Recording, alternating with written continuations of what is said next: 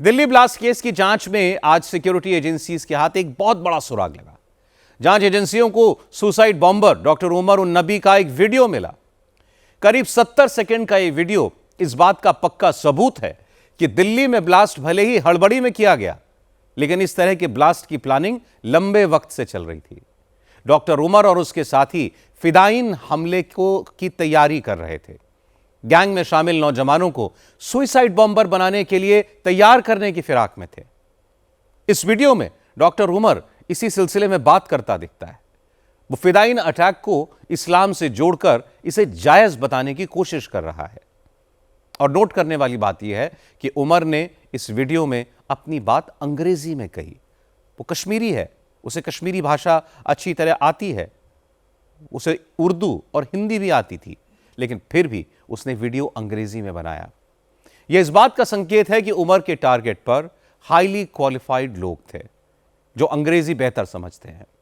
इस वीडियो में उमर उन नबी यह समझाने की कोशिश कर रहा है कि फिदाइन अटैक या फिर सुसाइड बॉम्बिंग को लेकर कुछ लोगों के मन में गलत फहमियां हैं। कुछ लोग इसे सभ्य समाज के खिलाफ, इंसानियत के खिलाफ, कानून के खिलाफ, इस्लाम के खिलाफ मानते हैं। और इसके बाद इस दहशतगर्द ने इस सुसाइड अटैक को कैसे इस्लाम से जोड़ा, आप देखिए। One of the very misunderstood concept is concept of what has been labeled as suicide bombing. It is martyrdom operations, and it is being known in Islam. There are multiple contraindications, but there are multiple arguments that have been brought against it. Martyrdom operations. When a person presumes that he is going for sure die at a particular place at a particular time, he goes against the presumption that a particular is going to die in a particular situation. It's not, we don't have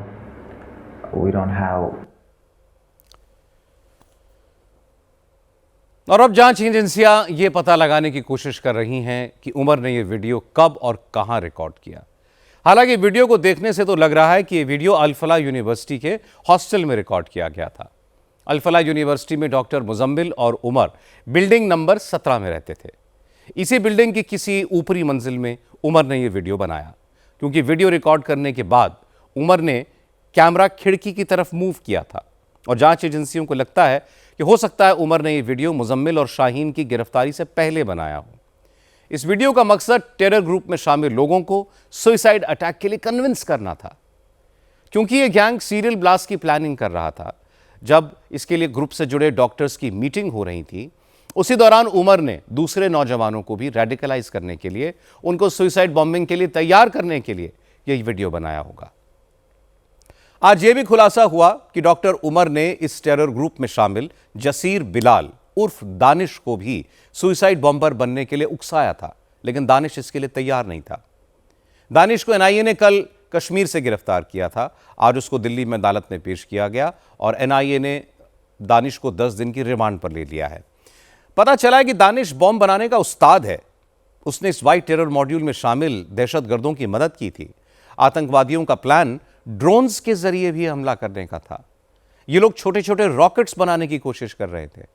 Danish इस काम का expert था, वो इसमें लगा हुआ था। पूछताछ में दानिश ने बताया कि वो 2023 से उमर उन नबी के कांटेक्ट में था। उमर उसको फिदाइन हमला करने के लिए तैयार करना चाहता था, लेकिन दानिश डर गया। उसने सुसाइड अटैक को इस्लाम के खिलाफ बताकर फिदाइन बनने से इनकार कर दिया। उसके बाद उमर ने उसे ड्रोन बम बनाने के लिए कहा, ताकि रिमोट से ड्रोन बम हमले किए जा सकें। दानिश के इस खुलासे को जांच एजेंसियां उमर के इस वीडियो से जोड़कर देख रही हैं, क्योंकि दानिश ने सुसाइड बॉम्बर बनने से इनकार कर दिया था और इस्लाम का हवाला दिया था। और इसके बाद ही उमर ने फिदाइन अटैक को जस्टिफाई करने के लिए, गैंग मेंबर्स को कन्विंस करने के लिए यह वीडियो बनाया होगा। और फिदाइन अटैक को इस्लाम के मुताबिक उसने जायज ठहराने की कोशिश भी की। अब तक की जांच में एजेंसियों के हाथ ऐसे सुराग लगे हैं जिनसे यह पता चलता है कि इन टेररिस्ट के इरादे बहुत खतरनाक थे।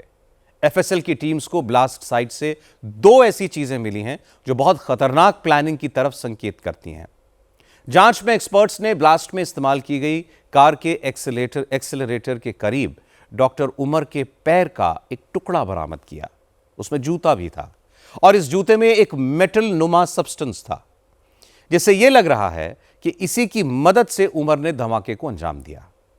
इसके अलावा ब्लास्ट साइट से एक बहुत ही खतरनाक केमिकल TATP, इसके भी ट्रेसेस मिले हैं। TATP का पूरा नाम है ट्राई एसीटोन ट्राइपरॉक्साइड। दुनिया भर की सुरक्षा एजेंसियां इस केमिकल को मदर ऑफ सेटन, मतलब शैतान की अम्मा कहते हैं। यह एक बेहद अनस्टेबल केमिकल कॉम्बिनेशन होता है। हल्के से भी घिसाव, हल्की सी चिंगारी से भीषण ब्लास्ट होता है और बहुत बड़े इलाके को यह अपनी चपेट में ले सकता है। आतंकवादी इसको सुइसाइड अटैक, लोन वुल्फ आतंकी हमलों और स्लीपर सेल्स की मदद से टेरर अटैक के लिए इस्तेमाल करते हैं। सुरक्षा एजेंसियों के मुताबिक जैश के आतंकियों ने TATP को काफी मात्रा में जमा कर रखा था। ऐसे में जूते और टायर के पास TATP मिलने से सिक्योरिटी एजेंसियां और चौकस हो गई हैं, क्योंकि कई ऐसे देशों में जहां TATP मिला है उसका संबंध किसी आतंकी साजिश के पर्दाफाश से, छुपे हुए डिवाइसेस से और गाड़ियों के जरिए किए जाने वाले आतंकी हमलों से मिला है। 2001 में पहली बार TATP का इस्तेमाल करके रिचर्ड रीड नाम के एक शख्स ने पेरिस से अमेरिका के मियामी में जा रही फ्लाइट को उड़ाने की नाकाम कोशिश की थी। TATP के बहुत ही अनस्टेबल होने और आसानी से हासिल होने की वजह से इसे भारी तबाही वाला सब्सटेंस माना जाता है। ऐसे में आतंकी उमर की कार से इसके नमूने मिलने को एक बड़ी साजिश का इशारा समझा जा रहा है। दिल्ली ब्लास्ट की जांच के दौरान हर दिन डॉक्टर्स के इस टेरर मॉड्यूल के नए नए राज सामने आते हैं। डॉक्टर्स के मोबाइल और लैपटॉप की जांच से पता चला है कि डॉक्टरों का यह टेरर मॉड्यूल खाने पीने के कोड वर्ड में टेरर प्लांट की बातें करता था।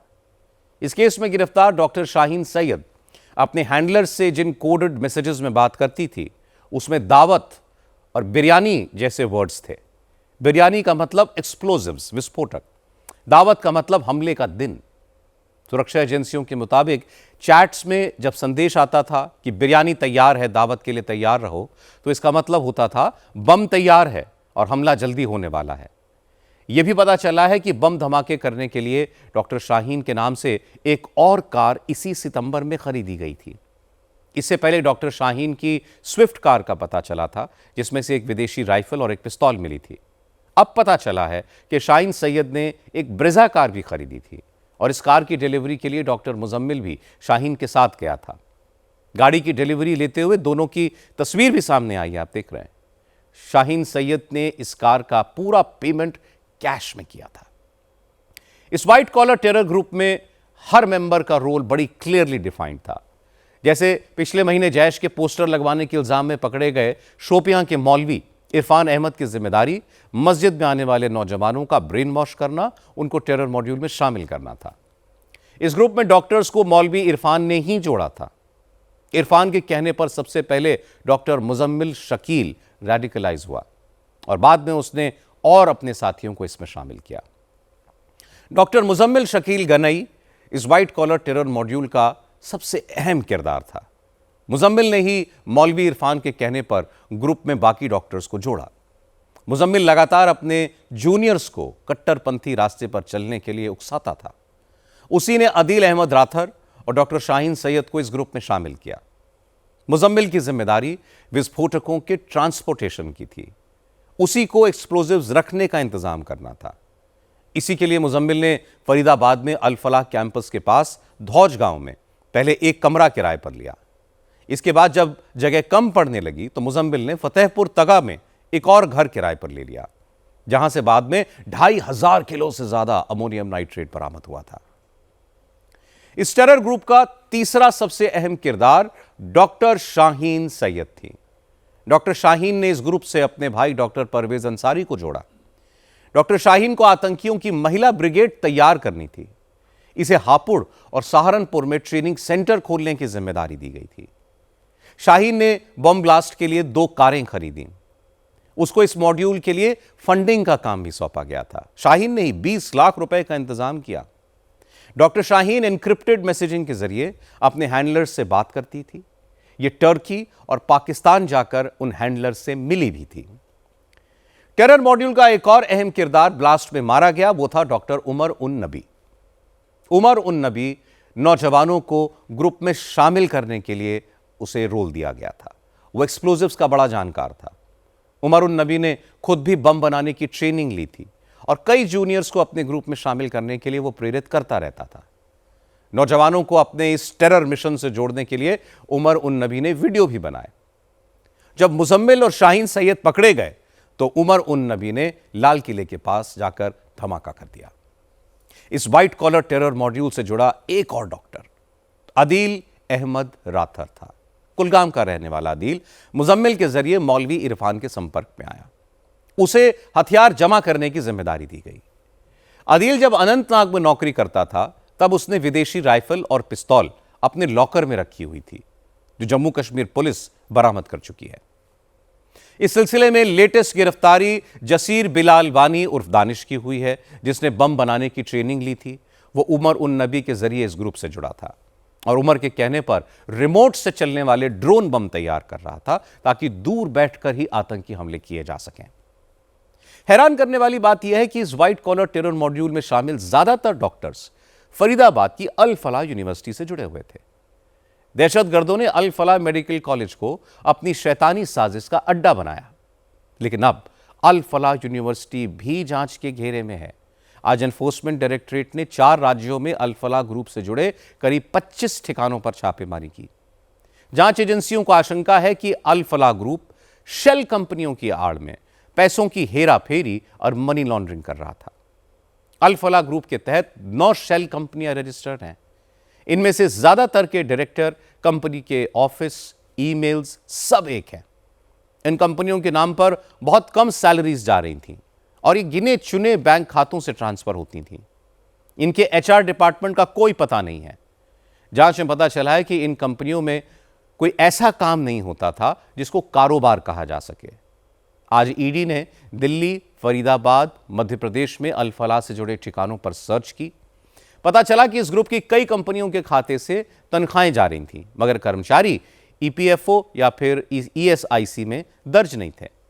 कंपनियों की केवाईसी डिटेल्स में भी गड़बड़ियां थीं। ऐसा लगता है कि बड़े तालमेल के साथ ग्रुप की कंपनियों के नाम पर हेराफेरी की जा रही थी। इस मामले में दिल्ली पुलिस ने भी अल फलाह ग्रुप के संस्थापक जावेद सिद्दीकी को पूछताछ के लिए समन भेजा है, क्योंकि ग्रुप के संस्थानों की यूजीसी और नैक से मान्यता भी सवालों के घेरे में है। अल फलाह यूनिवर्सिटी और उसमें पनाह लेने वाले दहशतगर्द डॉक्टर गैंग का ऑपरेशन जारी है। एक एक करके गैंग के मेंबर, उनके मददगार पकड़े जा रहे हैं।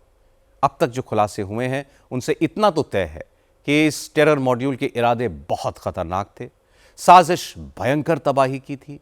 तबाही का सामान जुटा लिया गया था, लेकिन सुरक्षा एजेंसियों की अलर्टनेस की वजह से इनकी सारी साजिश धरी की धरी रह गई। मौलाना इरफान, डॉक्टर अदील, डॉक्टर मुजम्मिल और डॉक्टर शाहीन को वक्त रहते ही पकड़ लिया गया।